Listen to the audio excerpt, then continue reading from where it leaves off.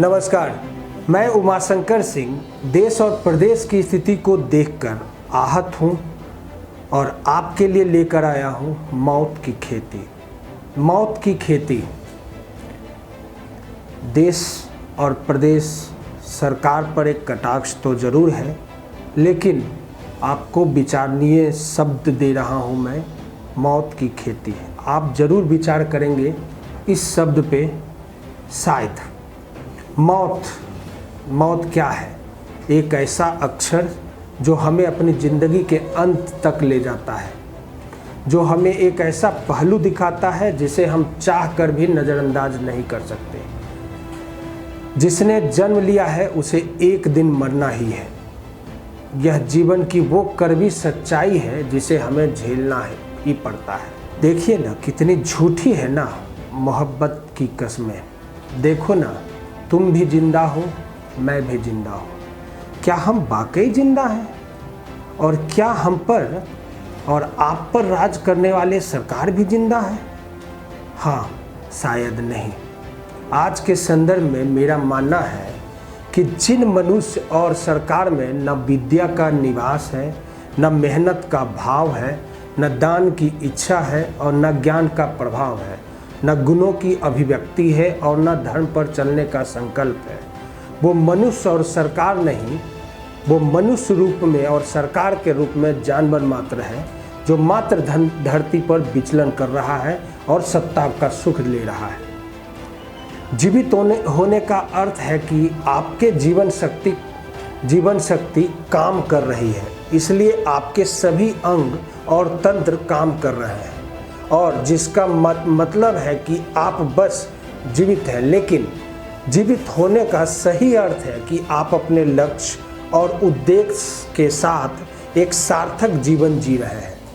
मनुष्य हो या शासक या शासन करने वाला, सरकार जीवित रहने के लिए सांस लेता है, और अगर ऑक्सीजन लेने और कार्बन डाइऑक्साइड को सांस के द्वारा बाहर करना ही जीवन और सत्ता है, तो मान कर चलिए कि जीवित रहने के बजाय जीवन जीना हमारे लिए एक चुनौती है। लेकिन इस तरह जिंदा रहना कोई उपलब्धि नहीं है।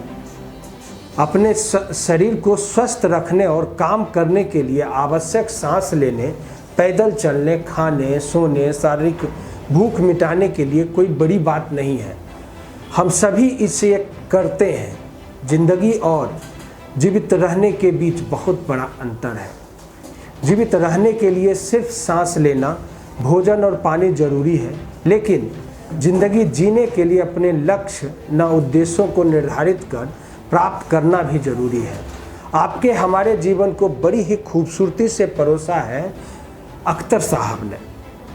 आप भी देखिए, जिंदा होना सिर्फ सांस लेना नहीं बल्कि सांसों को स्वीकार करना है। वाह! जिंदा सिर्फ दिल का धड़कन नहीं बल्कि दूसरों के दिलों को धड़काना है। जिंदगी जीवित होना नहीं बल्कि मौत को मात देना है। जीवित होना आसान है, वास्तव में जिंदा रहना मुश्किल है। 100 वर्ष जीवित रहने से अच्छा एक पल जिंदा रहना है। वाह! जीवित रहना मजबूरी है, लेकिन जिंदा रहना जरूरी है। सूर्योदय से सूर्यास्त तक का जीवन ही जिंदगी है। प्रत्येक क्षण को भी जीना ही जीवन है।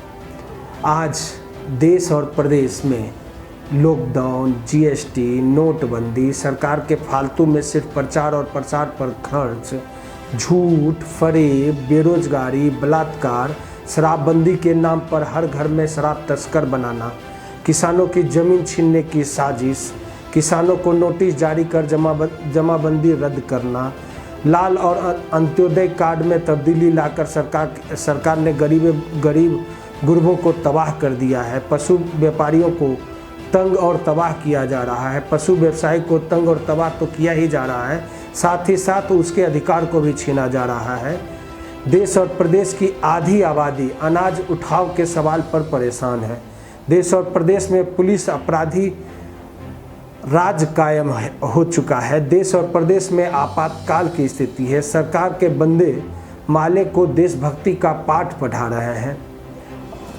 असली आज़ादी के लिए एक बार फिर देश को आंदोलन करने की ज़रूरत है। देश और प्रदेश को आज़ाद करने के लिए पहले नेताओं, दंगाइयों और राजनीति के चमचों से लड़ाई लड़नी होगी। मतलब साफ है, दिलों में तुम अपनी बेताबियाँ लेके चल रहे हो तो जिंदा हो, नज़र में ख्वाबों की बिजलियाँ लेके चल रहे हो तो जिंदा हो। हवा के झोंकों को जैसे आज़ाद रखना सीखो, तुम एक दरिया जैसे लहरों में बहना सीखो। हर एक लम्हे से तुम्हें मिले खोले अपनी बाहें, हर एक पल का एक नया सभा देखे यह निगाहें। जो अपनी आँखों में हैरानियाँ लेकर चल रहे हो तो जिंदा हो तुम, दिलों में तुम अपनी बेताबियाँ लेकर चल रहे हो तो जिंदा हो तुम जिंदा है तो जिंदगी जीत में यकीन कर, अगर कहीं है स्वर्ग तो उतार ला ज़मीन पे तो तुम जिंदा हो। ये गम को और 4 दिन, सितम के 4 दिन, ये दिन भी जाएंगे गुजर गए 1000 दिन। कभी तो होगी इस चमन में ये बहार की नज़र, अगर कहीं है स्वर्ग तो उतार ला ज़मीन पर तू जिंदा है। अब आप ही देखिए ना, दुनियावी वास्तविक समस्याओं से विरक्त होकर भगवान अपने आसन पर सिर्फ धंसे ही रहते हैं। उसी प्रकार देश की तमाम समस्याओं से मुंह मोड़कर देव नरेंद्र और देव नीतीश कुमार कुर्सी में धंसे हुए हैं। जिस तरह भगवान अपने भक्तों की याचनाओं को नहीं सुनते, उसी तरह देव नरेंद्र और देव नीतीश कुमार भी कर्मचारी, दुकानदार, बेरोजगार, किसान, मजदूर किसी की अर्जियां नहीं सुनते। जिस तरह भक्त भगवान की कृपा का इंतज़ार करते रहते हैं, उसी तरह देश के लोग अच्छे दिनों का इंतज़ार कर रहे हैं। जिस तरह भगवान अपने मानने वालों की परीक्षा लेते हैं, ठीक उसी तरह से देव नरेंद्र और देव नीतीश भी देश की जनता की परीक्षा लेते हैं। पेट्रोल के दाम, महंगाई, बदइंतजामी, कोरोना, मजदूरों का पलायन, बेरोजगारी, अपराधीकरण, सांप्रदायिकरण, लुढ़की हुई अर्थव्यवस्था, ये सब कलयुग में जनता की परीक्षा की ही तो औजार है।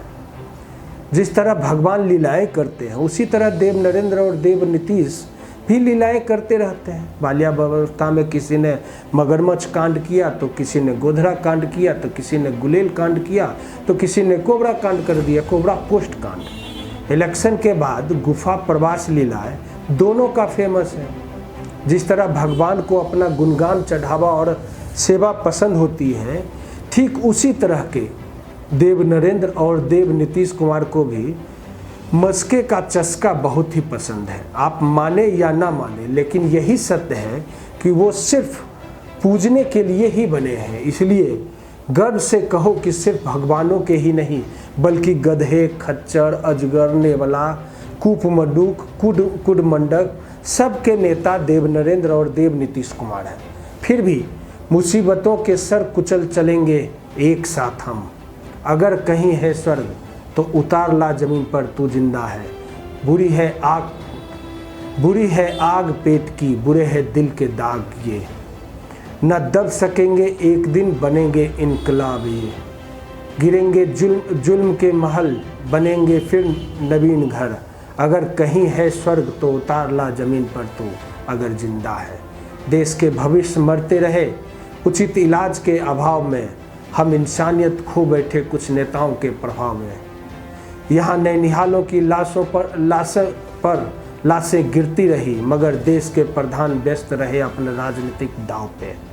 बस वोट लेने आते हैं ये मतलबी नेता हमारे गांव में, जीतने के बाद आ जाते हैं बदलाव इनके स्वभाव में। देकर मुआवजा महज चंद रुपयों का, जान के बदले रगड़ेंगे नमक फिर से ये नामुराद गरीबों के घाव में।